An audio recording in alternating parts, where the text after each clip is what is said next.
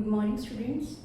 But in my last video, I explained the topic of cross multiplication method for balancing of your redox reaction on the behalf of oxidation number method. Okay. And in my last video, beta, I told one thing कि मैं उसके बाद बेटा जो cross multiplication आपको करवाया था that how we can implement for the example, कैसे बेटा एग्जाम्पल के लिए हम उसको इम्प्लीमेंट कर सकते हैं, राइट। सो करना क्या है बेटा इसमें आपको, तो just to see here today our day is 6 standard 11 science subject chemistry. As you know, our chapter number 7 is going on. Name of the chapter is redox reaction, right? And date today is 3/9/2025. My today topic name that I have written, you can see with this one, numerical for balance the redox reaction by the oxidation number method. Okay, so beta आज हमें numerical करना है oxidation number method से कि how on the behalf of oxidation number method how you can balance your redox reaction. Got it? तो बेटा see, you can see like that we have a question like that. बेटा आपके पास question है, this one is your skeleton equation, skeleton redox reaction, right? तो यहाँ पे unbalanced है हमारी, skeleton means unbalanced होता है बेटा. So ferric chloride, this one is your ferrous chloride, इसको क्या बोलेंगे हम, ferric chloride. What is this? Ferric chloride, and it is going to react with hydrogen sulfide and it will give ferrous chloride plus sulfur plus HCl. That is your question. Now you have to balance that one on the behalf of the oxidation number method. Okay, so what you have to do, just to see the solution here. First you have to write the reaction at the same as it is. बेटा मैंने सारी reaction as it is लिख ली है. This one ferric chloride is H2S ferric chloride plus sulfur plus HCl. Got it? But in this you can see ferrous का बेटा इसमें हम निकाल सकते हैं ऑक्सीडेशन नंबर. ऑक्सीडेशन नंबर कैसे निकालते हैं, already I told you like that. बेटा यहाँ पे फेरिक क्लोराइड था, I am going to find the oxidation number of this ferrous. तो बेटा इसको मैंने अंडरलाइन कर लिया, right. That means I have to find the oxidation number of iron. As we know जितने भी हाइड्रोजन्स होते हैं बेटा उनका ऑक्सीडेशन नंबर -1 होता है. ये माइंड में रखना है आपको, जितने भी हाइड्रोजन्स होते हैं उनका ऑक्सीडेशन नंबर कितना होता है, -1, क्योंकि they all have tendency to gain the 1 electron for completed software. Okay, so test यहाँ पे जिसका हमें फाइंड आउट करना होता है उसको x मान लेते हैं, plus how many chlorine are there, 3. As you can see 1 chlorine has -1, so 3 into -1. You can see this whole species has no charge, that will be equal to 0. Just try to further simplify, you will get x equal to 3 here. That means you are getting the charge oxidation number of this ferrous, that is a +3. That's why I assign the +3 oxidation number of this iron. Got it? Same like that you have to find for the sulfur here, same you have to find for the ferrous here, and same you have to find here sulfur. One more thing is there बेटा, जब भी कोई हमारा element elemental form में exist करता है, elemental क्या होता है, जब इंडिविजुअली एग्जिस्ट करता है, मतलब know that will not form the bond with in the other, किसी और के साथ वो बॉन्ड नहीं बना रहा हो, दैट मीन्स वो किस फॉर्म में एग्जिस्ट कर रहा है, एलिमेंटली. एट दैट टाइम हमेशा उसके ऊपर कौन सा चार्ज रहता है बेटा, कितनी ऑक्सीजन स्टेट रहती है, 0. This is the point that you have to note down. Okay, so any element that exists in its elemental form that always has 0 oxidation number on that. Got it? Note down this thing. Okay, so beta I assign the oxidation number on this one. Clear? अब आप बोलेंगे madam hydrogen पे भी कर सकते थे. बेटा जो हाइड्रोजन जो एल्कली मेटल्स हैं, और एल्कली मेटल्स का कितना होता है ऑक्सीडेशन नंबर, +1. माइंड में रखना है. तो जिनका हमें पता होता है हमें उसका फाइंड आउट नहीं करना होता, जिसका हमें नहीं पता होता that we have to find. Clear? जैसे फेरिक क्लोराइड में हाइड्रोजन का पता है, H2S में हाइड्रोजन का पता है, एलिमेंटल तो सल्फर का निकाल दिया. सेम लाइक दैट इसमें फेरस का, ये तो एलिमेंटल में तो 0 ही रहेगा. ओके, सो मैंने यहाँ पे ऑक्सीडेशन नंबर असाइन कर लिया. Now you can see here, यहाँ हम बात कर रहे हैं आयरन की. आयरन आपका लेफ्ट वाली साइड कितनी ऑक्सीजन स्टेट शो कर रहा है, +3, राइट. और फेरिक क्लोराइड कितनी कर रहा है, +2. इतनी कर रहा है ना बेटा. तो +3 से +2 क्या हुआ, बढ़ रहा है या कम हो रहा है, कम हो रहा है.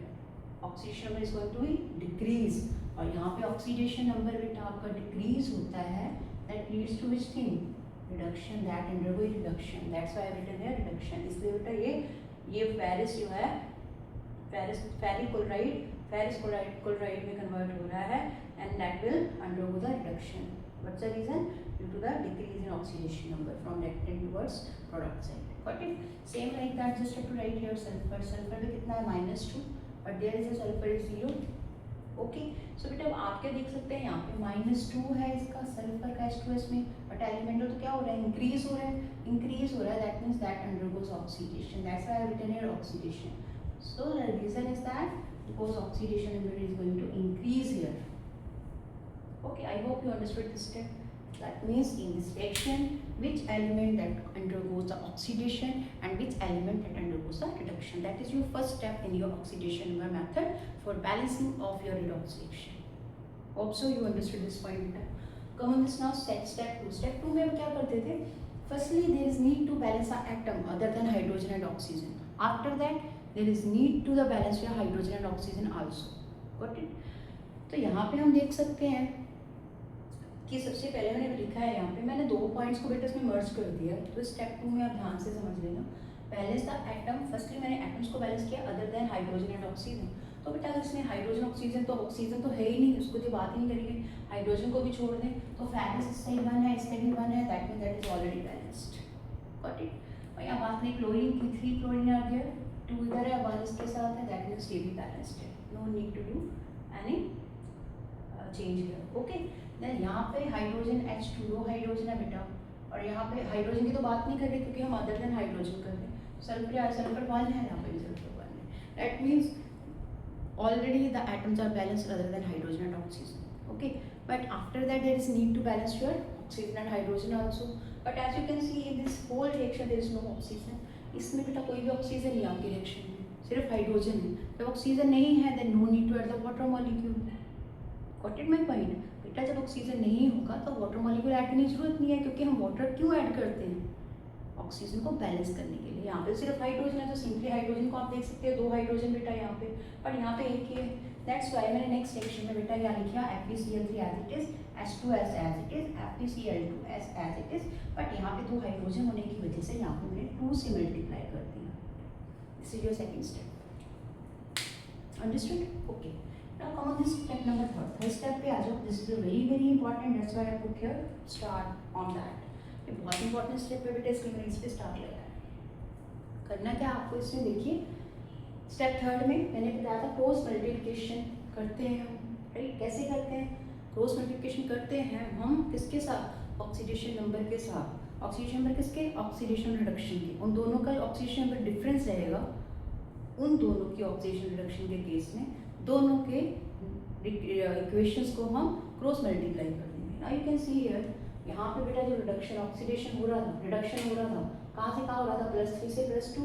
सो बेटा यहाँ ऑक्सीडेशन नंबर डिफरेंस कितना है आप बोलिए, इट विल बी कितना होगा बेटा, +3 से 2 +1 आ गया. अंडरस्टूड? रिडक्शन में देखिए -2 से 0 है, -2 से 0 है, दैट मीन्स इसमें डिफरेंस कितना आ गया, 2 का. Oxidation difference is 2. समझ में आ गया? दैट मीन्स ऑक्सीडेशन वाले केस में 2 है और रिडक्शन वाले केस में 1 है. तो किस में ज़्यादा है, ऑक्सीडेशन वाले में. तो इसको हम क्रॉस मल्टीप्लाई कर देंगे, इसको 1 से कर दो, इस वाली इक्वेशन को इसको 2 से कर दो. सो 1 से करेंगे, ये फेरिस वाली तो सेम रहेगी बेटा एज इट इज. तो इसमें तो मैंने कोई चेंज नहीं किया इसमें और इसमें. और HCl तो बेटा ना रिडक्शन में आ रहा था ना ऑक्सीडेशन में आ रहा था, तो इसको भी अलग से लिख लिया. Right, but in case of your this one reduction में क्या आ रहा है हमारा, H2S. सॉरी, H2S में तो हमने कोई चेंज नहीं करना है इसमें. H2S में क्योंकि H2S वाला पार्ट बेटा ऑक्सीडेशन शो कर रहा है. राइट, और रिडक्शन वाले तो उसको किससे मल्टीप्लाई कर रहे हैं, 2 से, तो उसको 2 से मल्टीप्लाई कर देंगे. सो ये हमारा पेरिक्लोराइड था, यहाँ पे 2, और ये फेरस, ये पेरिक्लोराइड फेरस क्लोराइड दे रहा था, बस यहाँ पे मैंने चेंज किया. Okay, that is your cross multiplication method. तो करते क्या है इसमें, ऑक्सीडेशन नंबर डिफरेंस देखते हैं. ऑक्सीडेशन रिडक्शन में दोनों के ऑक्सीडेशन नंबर डिफरेंस को एक रिडक्शन और ऑक्सीडेशन में क्रॉस मल्टीप्लाई कर देते हैं for balancing your this one. Right, क्योंकि ऑक्सीडेशन नंबर मेथड है ना, तो ऑक्सीडेशन डिफरेंस को ही लेना है, ऑक्सीडेशन नंबर डिफरेंस को. ओके, तो बेटा आप अभी देख सकते हैं, जिस तरह checkout is this reaction is a balanced और नॉट. सबसे पहले तो हम एलिमेंट्स को देखते हैं, चार्ज को देखते हैं. ये एलिमेंट कौन कौन से एग्जिस्ट कर रहे हैं इसमें, फेरस है, क्लोरीन है, हाइड्रोजन है, सल्फर है. बेटा कितने फेरस है इसमें, आएगा 2. प्रोडक्ट वाली साइड में कितने हैं, 2. तो दिस इज ऑलरेडी बैलेंस्ड. यहाँ भी एक दो मतलब बैलेंस्ड है दोनों साइड. राइट, क्लोरीन पे आ जाइए, हाउ मेनी क्लोरीन आ जाएगा, 3 to the 6. ये 3 को 2 से मल्टीप्लाई किया, इट बिकम्स 3 to the 6. यहाँ पे 2 to the 4 और यहाँ पे 2HCl मैंने बोला था ना, हाइड्रोजन को हमने बैलेंस किया ये, सो आ गया 2HCl। सो कितने हो गए बेटा, 2 to the 4 4 और 2 6, और ये क्या होगा हमारे बैलेंस्ड। हाइड्रोजन पे आ जाइए, ऑमनी हाइड्रोजन आ गया 2, there are also 2 hydrogen, that is also balanced. Sulphur कितने बेटा 1, there is 1, that means your all elements are balanced in this reaction. Okay, after there is need to find the charge that is balanced और not. तो बेटा यहाँ पे आप देख सकते हैं, as no one has, no species has any charge on that, किसी के ऊपर कोई चार्ज है ही नहीं इसमें, that means that are existing in neutral form, so there is no need to balance your charge. Okay, so that is a way to balance your redox reaction by the oxidation number method. Hope you understood this concept better, right? You can also do the practice by taking the more example on the behalf of this oxidation number method.